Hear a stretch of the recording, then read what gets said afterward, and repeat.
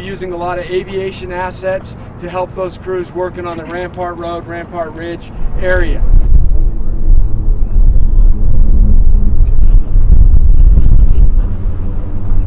We had pretty good success with the C-130s, the MAFs, yesterday.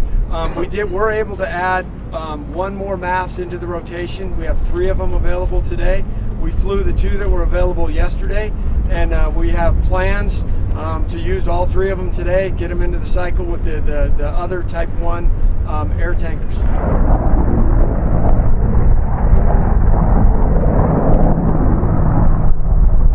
Just like any other tool that we have, are very effective if we put them in the right place. And for those particular units, that Rampart Road, Rampart Ridge area, where they're up high on a ridge and not down in the canyons, you don't want to be assigning those guys to dive down into that Highway 24 corridor. They're big, they're heavy, it's hard to get them in and out of there. So we like to put them up on the ridge tops. We like to use them along roads where we can strengthen the road in terms of its fire defense, because they can lay down a long layer of retardant for us. Go the other way, the other way.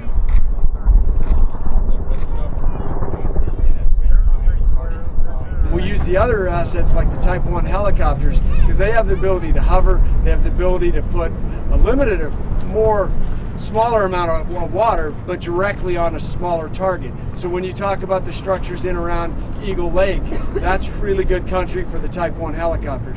So the idea is we try to match the tool to the mission, and they are a very powerful tool in our arsenal.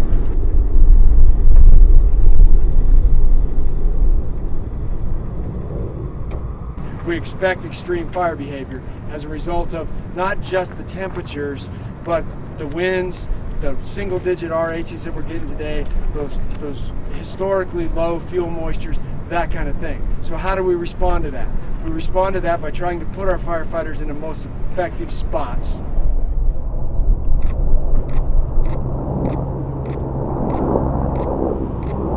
We're already out there scouting it, getting our troops in position. We have some plans in place that we're going to try and implement today, and Highway 24 is a big part of that, to maintain and hold that road as the fire wants to move. At least right now, it's wanting to move with the upslope, downslope winds and that drainage.